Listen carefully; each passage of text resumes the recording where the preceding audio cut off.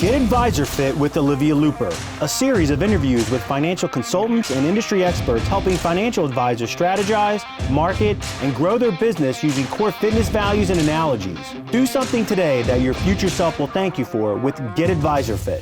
Here's your host, Olivia Luper.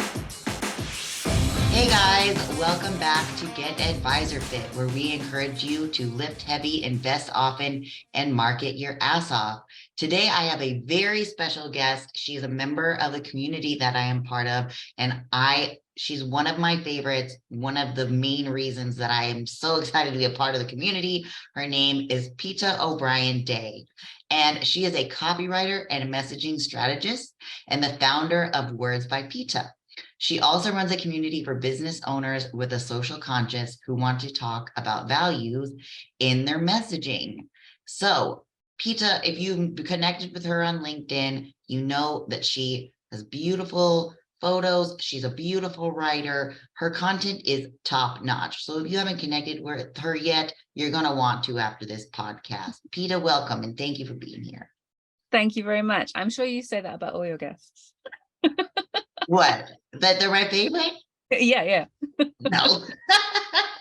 No, seriously, I have really enjoyed learning from you. I've only known you now for maybe like 6 weeks or something. I've been in the community. And every time I talk to you, I am perpetually impressed by the things that you have to say. And I'm like, wow, I need to get on her level. So here you are. Hopefully, I don't look like a complete moron next to you. Oh, not at all. No. But I've been so excited about this. And that is something I don't say about every podcast recording. I have actually genuinely been excited about this one. So great, no, me too. Good. Well, tell us a little bit about your business, how you got started, where you're at, maybe a little bit about how it's evolved and why it's important to you. Cool. Okay. So as you can probably realize, I am from the UK and I lived about an hour outside of London. And I got into the mainly American copywriting space kind of by accident. So I used to be a youth worker, social worker, spend a lot of time with teenagers, sitting on skate park walls, talking to teenagers about various things. I got very good at getting out in the cold and talking to people that I didn't know. So building relationships was a massive part of my work, and also finding ways to communicate with a naturally skeptical audience. So like teenagers are like, they've got massive kind of detectors for any of that stuff. I don't know if I'm allowed to swear on your podcast. Bullshit. Mm-hmm. Yeah, that was what I was going to say. Yeah, we'll just go with that. Yeah, I can't help myself. But that has gone out the window long ago.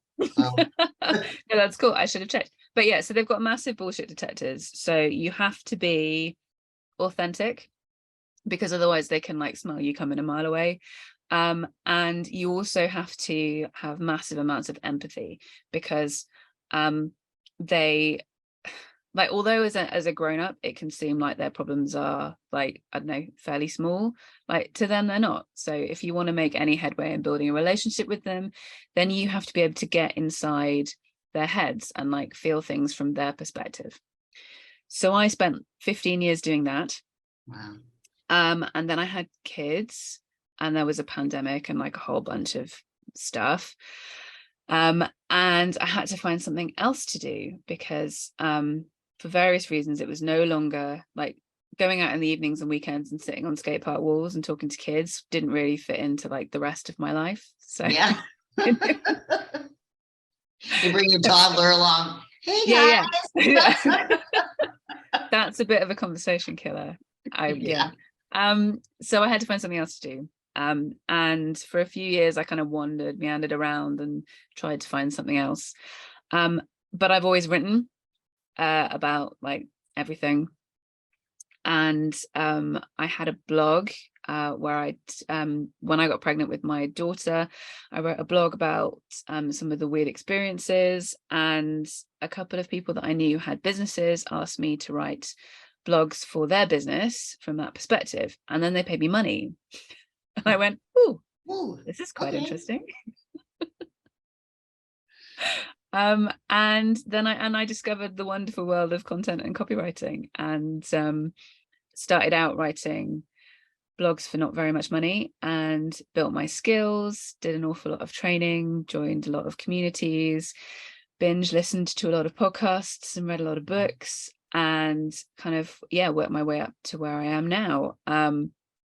So I work mainly with health and wellness startups, and also with some health and wellness coaches. And I work with them on coming up with messaging and copy that really kind of reflects their values. So it's quite a busy, quite a crowded space. It's quite hard to stand out. And one of the ways that you can really do that is by actually being who you are online. And that sounds really easy to do, but actually, if you're not a natural writer, then being who you are on your website, or being who you are on your social media posts or in your content, is actually quite hard to do. It's quite hard to find that balance. So I help them do that. Right. And I don't know if you ever encountered this, but so you are mostly in the health and wellness space, you said, and I'm in the financial advisor space. Riffing off of this point that you made about it's actually kind of hard to do, and there has to be a balance. I get a lot of pushback in, well, is this appropriate for LinkedIn? Like, should I be talking about myself? And, that's not really the way that things have always been done. And granted, I think maybe even 5 years ago, being on LinkedIn, it wasn't as commonplace to, put pictures of yourself or talk about different ways that who you are contributes to how you run your business and things like that. Do you find that too in your space, that there's pushback about, is this really what I should be doing? Putting myself in the front and center? Yeah, I think that a lot of the people that I work with start their businesses because they want to help other people. Like, it's all about their clients. It's not about them. And so the idea of putting themselves front and center as a means to an end to help those clients is sometimes quite hard to get their head around. And I think with the LinkedIn thing, it was difficult for me at first. Like, my understanding of LinkedIn before I kind of started taking it seriously, which is probably, I don't know, about a year, 18 months ago only, was that it was full of men in suits who just talked about, like, only posted when they got a promotion. Right. And they wanted to. Very good observation. Yeah, like, that was it. That was all you did. And that it was quite stuffy, very professional, and not very personality based. And when I write it for like my own marketing, it's all of me. I wrote a post today about how, like, I don't believe that the whole kind of work-life divide thing exists anymore. I love that post. Thank you. Like, I started my business as a mom of two with an 8-month-old baby and an 8-year-old son at home being homeschooled because we were in the middle of lockdown. Like, there was no way that I could divide my work and my life, but I was still, like, serving my clients professionally. But part of showing up meant I had to show up with all of me. And for me, that has had a massive impact in my reach, a massive impact in the clients that I've managed to connect with and the success of my business. And when I help my clients to do that similar kind of thing and to put more of themselves and more of their values in their content, they see the same things. Like, their visibility increases, their reach increases, and the people that want to connect with them are more their ideal client. Right. And it's funny, I mean, just speaking on that quickly, is I was on a prospect call right before this, actually, and he was like, I feel like I already know you. Isn't that awesome, from the power of content? And I was like, I feel like I know you too. I wasn't nervous for this at all. So it's just such a good way to break the ice and get people to learn about who you are so that they can decide for themselves before, getting on a call with you or before reaching out, that they think that you're going to be a good fit. So I love this about your marketing. I always have them always excited to see what you're posting about, not just because you put yourself in your marketing though, but you're not afraid to talk about values, which is what your unique superpower is in my eyes. When I look at you as a copywriter and someone who, for all intents and purposes, you're also sort of like in a business coaching role in this respect, like showing them, this is kind of the strategy that we're going to use, and helping to bring some of these values out of them. So first, I just want to talk a little bit about what this means. What does it mean to put values into your messaging? So, and what kind of values are they? Is there anything that is off limits? Okay, so a lot of that depends on your comfort level, but a lot of it also depends on what type of brand you have. So not all brands have to be really personal, kind of touchy-feely brands, because there is a massive market and we're trying to appeal to different types of people, and different types of people will connect with different types of content. So when I work with clients, the first thing that I will do is we will work out what is their tolerance level in terms of the stuff that they want to talk about. Like, are there any no-go areas to them? Do they want to talk about their family, or is that completely off limits? Do they want to talk about, I don't know, if we're talking about a well-being coach or a mindset coach, for example, do they want to talk about the traumatic event that led them to get into this line of work? Or is that something that informs their practice, but not something that informs their brand? Right. Like, what are their, so I work on kind of more personal and individual kind of boundaries and no-go areas. Okay. So if you're trying to work out what is okay and what isn't okay to talk about, a lot of it is based on what you feel comfortable with. Because if you're not 100% comfortable with it, then it's not going to land. It's not going to connect, because it's not like, it doesn't feel real. Let me get something. Yeah. So this very quickly, I don't know why I felt the need to go grab this. You can't be able to see it because of my stupid background, but this is The Art of Memoir by Mary Karr. And I've written all in it because my lifelong dream is to write a memoir or multiple memoirs, one day when I get the guts to do it. But one of the things that she talks about is this exact thing that you've just said in our introduction, which is people, not even just teenagers, but people have BS detectors, and they can tell when you're bullshitting from a mile away. So she says the exact same thing that you said, which is, first of all, if you're going to talk about it, you have to divulge it all. They can tell when you're hiding something, and then they don't trust you anymore, and then they're going to put the book down. They're not going to get the message. Is not only not going to be delivered, but you're going to hurt yourself by trying to mask it and pretend that it was like sugar coated or whatever. And also that, and marketing is a little bit different than memoir. Obviously, memoir, we're diving a lot deeper, like this is the entire point, right? But that when you try to, and so this one isn't really as applicable, but if you try to tell the story without the traumatic event, they can also tell. And so you're really doing yourself a disservice. But so I just had to. Oh no, it's really interesting. I need to go and get that book. Oh yeah, it is really, I think that you would really like it, even if you're not trying to write a memoir. Like, she just has really good insight, as a writer. So the first one is to talk about, like, what are your personal boundaries, and then I think it's the other thing to consider is, like, who your audience is. What are they comfortable with? And I think that the brands or the kind of individuals that connect the best with their audiences are brands and individuals that have something in common with their audiences.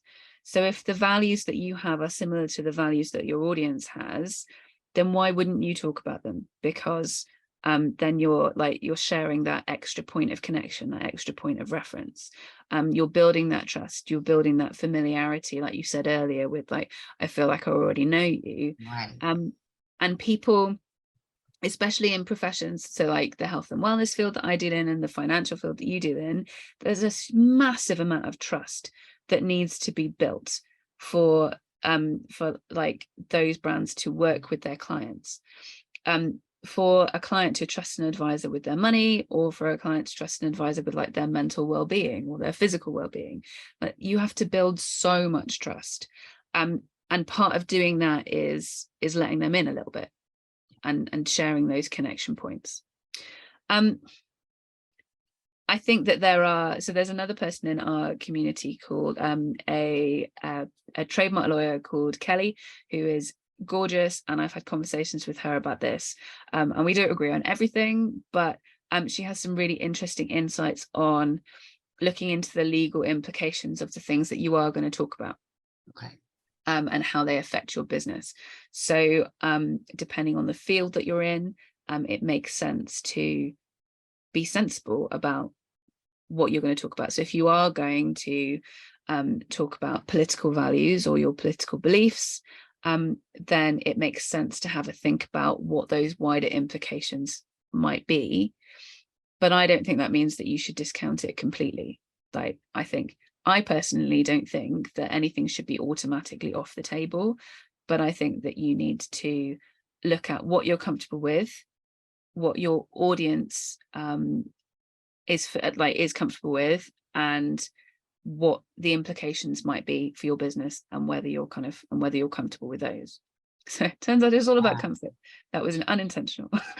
Well, no, but it makes sense. I mean, on so many levels, not just because people, well, it's all when it comes down to it, like you said, it's like showing up authentically and being yourself.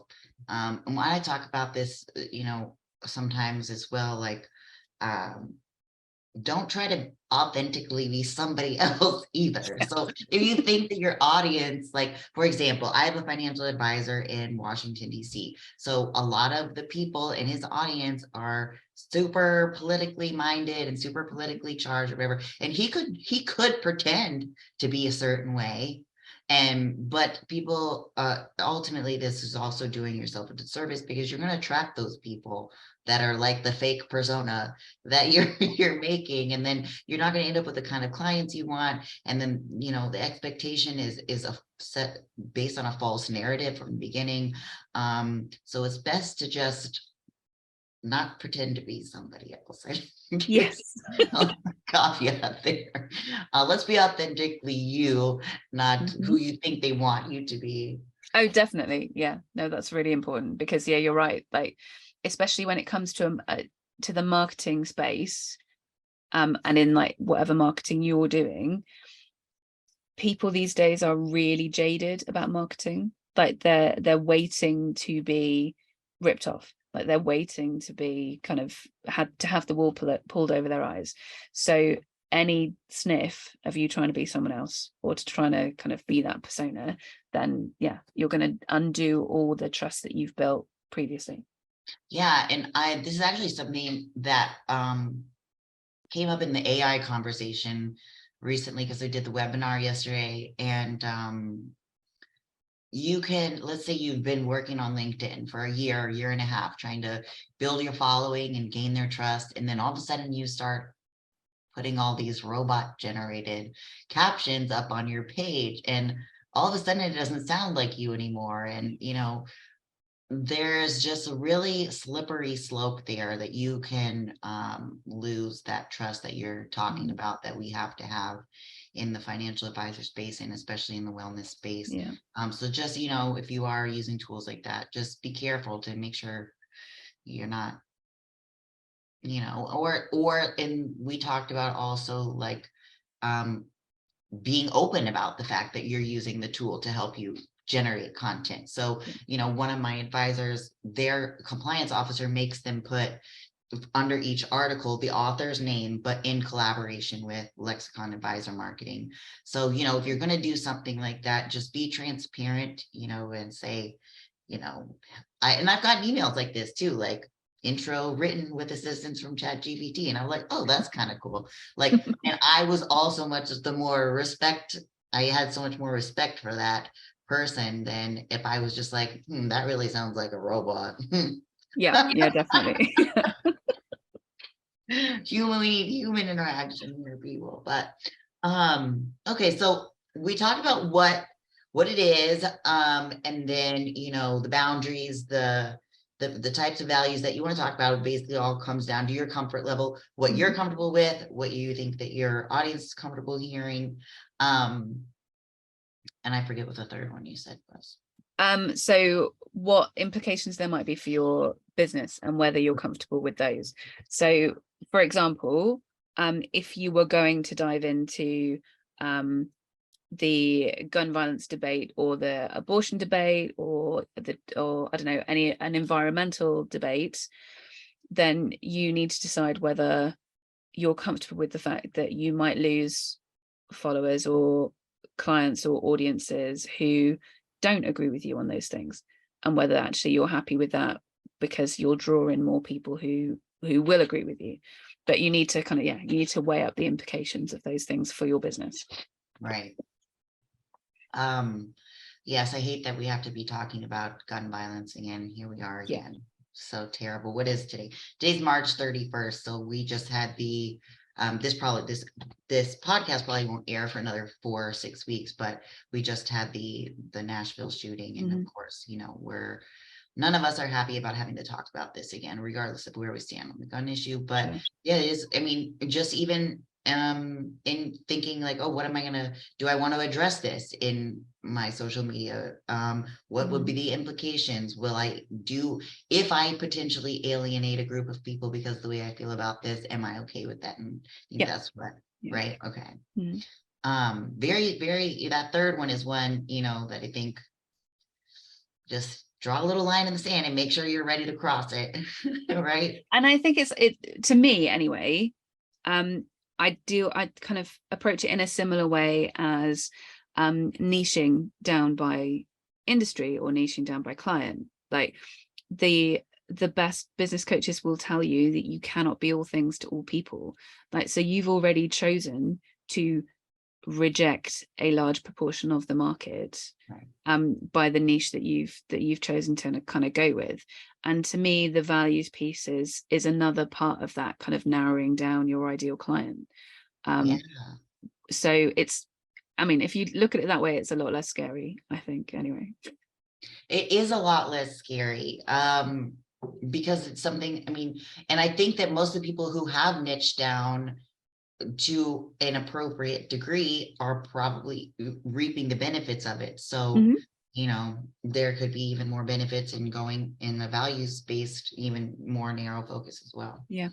So I get that. That's perfect for the next question, which was why? Like, why would somebody want to do this? Why would someone want to infuse their values? I know we've kind of touched on it already, but.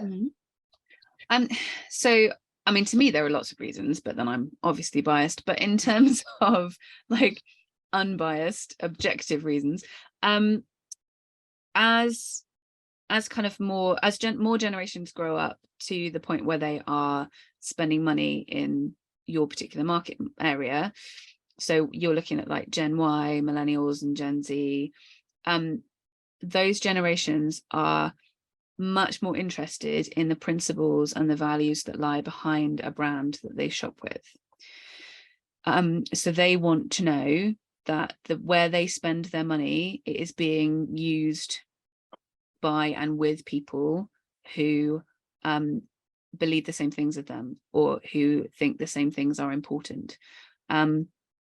So, for example, in the UK anyway, I'm not quite sure about the American energy market, but a lot more people are choosing to how to buy their energy for their houses from companies that commit to only using renewable energy. So so for example, like my energy company uses 100% renewable energy, and that's what comes into my home. And for me, that was as important as the cost implications when I chose an energy supplier. That's becoming more and more common across like every space. And one of the reasons for that is there is so much choice now in any marketplace, like whatever it is that you're buying, whether it's picture frames or like, I don't know, party hats or financial advisors or well-being coaches or or personal trainers. Like there is so much out there in terms of choice that our brains can't cope with it. Like we're not designed to cope with that, those many choices. So we have to find ways to narrow those choices down. And one of the ways that is becoming more and more common for people to narrow those choices down is on the values and the principles and often the politics behind that particular brand. So they're looking for a reason to shop with you rather than to shop with someone else. They're looking for a reason to choose you as their financial advisor rather than like some other guy that sent them an email. Right. Because especially in financial advising, it's not as like cut and dry as buying a product, you know, and or I would even venture to say like writer, like picking a writer. Of course, that's a little bit different. I guess I always recommend working with a few to see which one you like the best. But you're so right. And I've never thought about it that way. Like we cannot cope with this many decisions, and everybody, at least in my space, they're all for the past 10 years, they've all been saying the same thing to describe themselves, that they're fiduciary, and they're like, we do it differently. I'm like, no, you really don't. Do it really similar to this guy. This other stuff over here that you're not talking about, that's what makes you different. Let's talk about that. And that will help your consumer's brain take a break and say, whew, okay, finally I found the guy that I feel like is a good fit. Yeah, because our brains want they want decisions to be easy. Like our brains are always looking for ways to use less energy, basically. And the easier we make decisions for our clients, the less energy they have to use to say yes to us. And so that's the decision that they'll make. So being more open about your values, your principles, your politics helps people make easier decisions about working with you. And then if you want like actual stats, so Sprout Social, which is a social media kind of social media company that does lots of research, they released their annual social media report a couple of months ago, and they found out that 71% of respondents wanted brands to take a stand on sensitive issues. And that was part of how they made their decisions on whether they went with that brand. Like 71% is ridiculous. That's really, really high. I mean, it might as well be everybody. I mean, exactly. Yeah. It might as well just like everybody wants you to take a stand so they can see if they align with you and if you're a brand or the company that they want to interact with.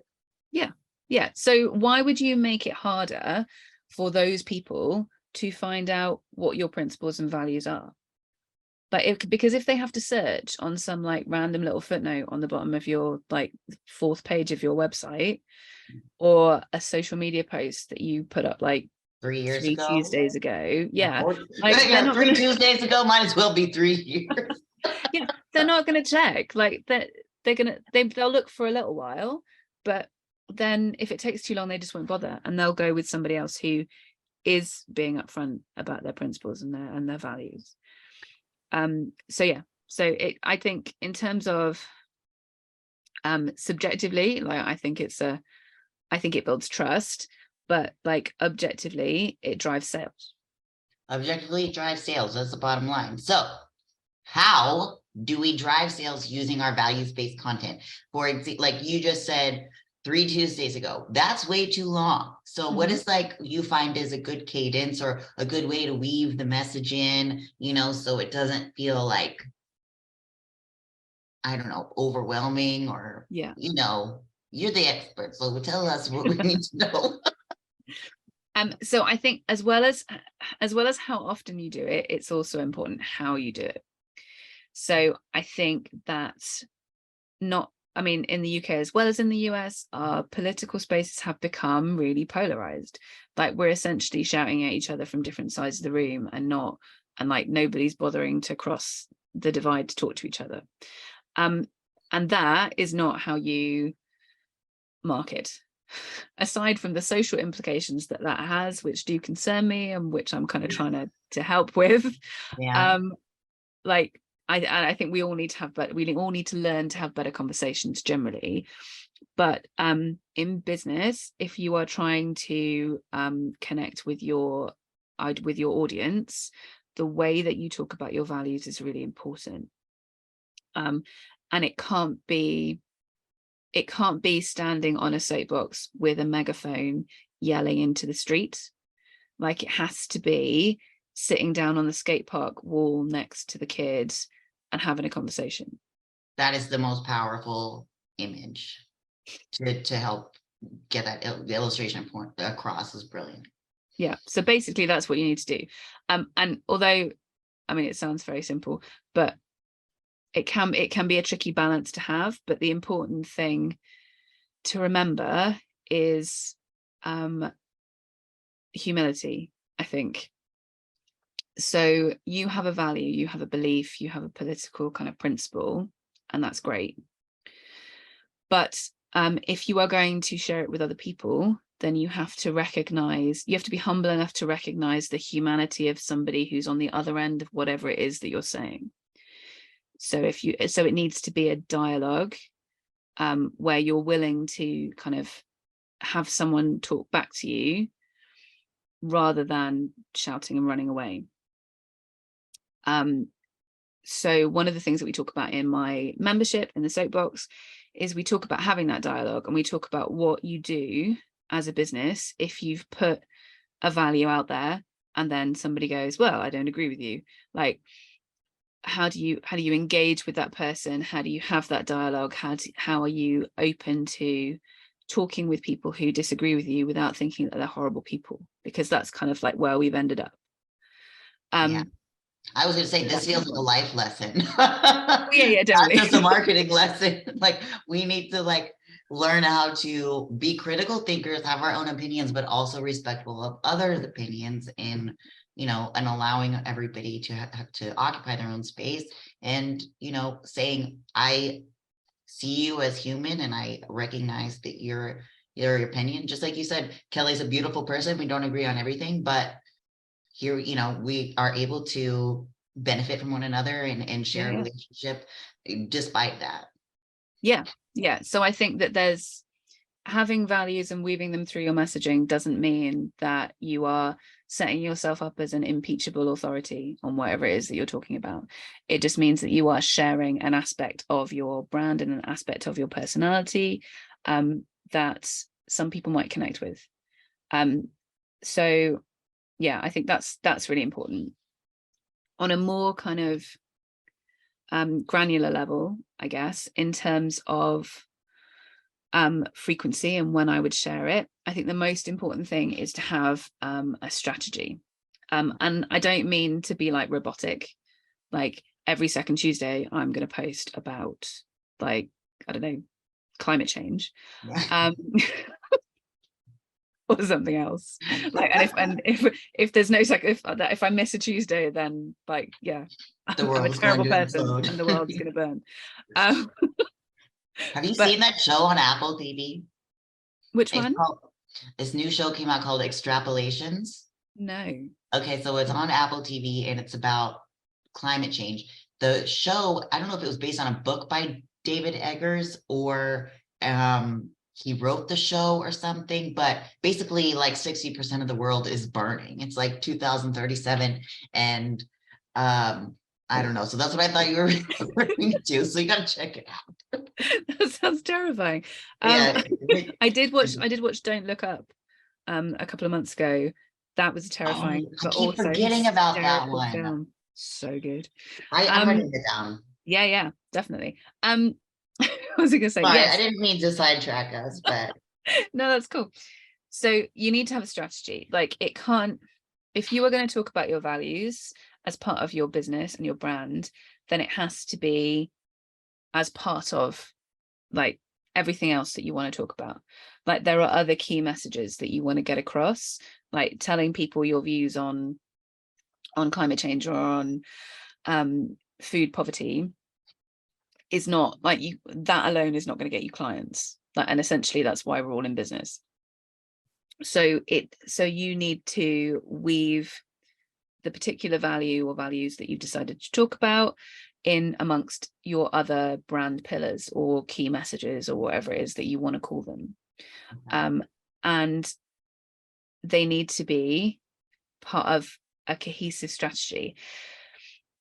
And that's really important, not only to make sure that you are kind of talking about key messages that resonate with your audience, but it's also really important for authenticity. Like it needs to be part of a whole, as opposed to something that massively stands out, because then it will start to feel performative. Like it will start, your audience might start to go, well, I don't understand why they're talking about this. Yeah. Like, it doesn't make any sense. Yeah. I mean, I find that too, like when, let's say, I this happens a lot when I'm writing emails, like I want to use like a personal story, but like, and people will be like, why are you going to talk about that? I'm like, you'll see. Yes. Just wait. You have to weave it back into something that has to do with the business instead of just, like you said, soapboxing it. Like there's no reason I'm here except for I'm super passionate and I'm going to scream at you my views. Yes. And they have nothing to do with anything, but yeah. And if you want to do that on your personal page, then like knock yourselves out. But if your values are a strategic part of your business, and I don't mean that in a like you're using them to kind of, you're taking advantage of them to get money or whatever, but like they are an actual part of your brand. Like they're important to you, they're important to why you've set up your business, they're important to kind of your role in society, then they have to, it has to make sense to both you and to everybody who's kind of talking about your content. So for example, one of the things that I talk about is growing up in a really, really poor household. And that means that things like paying taxes as a business owner are really important to me. So round about when I had to pay my first self-assessment tax bill, I think like at the end of January, I wrote a post about how, it was a little bit like bum clenching. I was like, that is a lot of money that has just gone out of my account. Like, I'm not sure how I feel about this. So I'm not saintly. Like it was, it was a bull. But also how I survived growing up because of other people's taxes. Like I remember that post. Yeah, I remember it. Like they kept me fed, they gave me a good education, like they gave me a place in the library where I could read books that I couldn't afford to be at home. And because of those taxes, I am now running a business that puts money back into society. Right. And that makes a contribution. And so things like that are really important to me. But when you take that post with the rest of my content, like it doesn't stick out like a sore thumb. Like it makes sense because I am about helping people find their voice. And part of that is because of where I came from. So it's got to make sense. So your story makes sense. Yeah. And what you do. And also that, not that you're telling the story for this reason, but the byproduct is that it kind of gives you credibility for the passion that you have. Like the passion is real because it's coming from a place of personal experience, hardship, etc., and things that you've overcome personally. And as humans, we can relate to that because we know from our own hardship that we've overcome how that affects who we are. I mean, how it affects who we turn out to be, the things that we do in our lives. And when there's something that important to someone, that it's real. Yeah. So I think if you're struggling to figure out, if you think like that this might be a good idea, that you want to start talking about values and that kind of thing in your business, then to me, the first step is, what are those things that keep popping back into your mind? What are those things that kind of make your heart beat faster? What are those things that wake you up at 4 a.m. and you're worrying about? Like, aside from the Don't Look Up movie, because that was, I gotta watch it now. It's on the bucket list. Yeah. So like, what are those things that really matter to you? Because those are the things that probably drive your business anyway, because like we're all driven by our passions and by our values anyway. So if they probably drive your business anyway, then there is a link there and there is a story, because nobody cares about things that deeply unless they've affected them in some way. Right. I mean, I think that's wonderful. And I just use telling that story reminds me of other stories that I've read recently. And those are the things, the point of me saying this is those are the things that stick with you. I've read your posts every day since, we connected around the turn of the year. And that's one, I can't say that I remember, every single thing that you posted, but that is one that I remember. And I think you even posted a picture of yourself.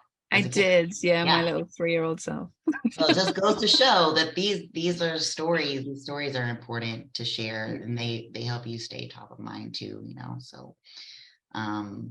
so I am so happy that you were able to talk about this with me, not only because I was curious, I knew a lot from LinkedIn and our interactions in the community, but to get this information, I actually thought I made a post the other day about banned books in our town. Oh yeah. And I was thinking about you and I was like, how would Peta do this? So now I have more insight and I can kind of ask myself these questions when I go to post about it or write about it in my own marketing. And I hope that our listeners will be able to do the same.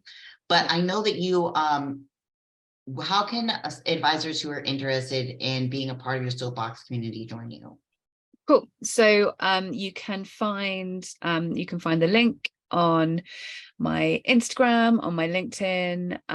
You can find on my website. I can send you details for show notes if I will put everything in the show notes for sure. And so it's wordsbypeta.com. Yep, that's me. So if people are interested or if they've got more questions, then they can come and find me on LinkedIn or Instagram, send me a message. You can jump on my email list, and then you can hear lots more interesting stories about the rest of my life, because I don't just talk about business. And then and you can email me and ask me about it too. But basically, it's a monthly subscription based membership for business owners who kind of think they want to talk about these things, but they're a little bit scared and they don't quite know where to start. There's a course that you run through in the community. Then there's a forum where everybody can kind of chat about different ideas and struggles that they're having and support each other. And then we have fortnightly Q&A calls with me where we can thrash out like marketing questions and values-based questions that anybody's got. And it's a lovely community. Everybody's very supportive. So you guys go join Peta's community. And also we all need to start using the word fortnightly. Okay. Thanks. Because it sounds really cool. Like I'm going to go on a quest into the soapbox to my fortnightly meeting. Well, we don't really say that over here, but I love it. That's brilliant. Very classy. Very happy to be the resident Brit. Yes, you're my resident Brit. Thank you for being here. I know that this is going to bring immense value and hope and excitement to a lot of people listening. So Peta, thank you again for being here, and we'll have to do this again soon. Yeah, we will. Thanks for having me.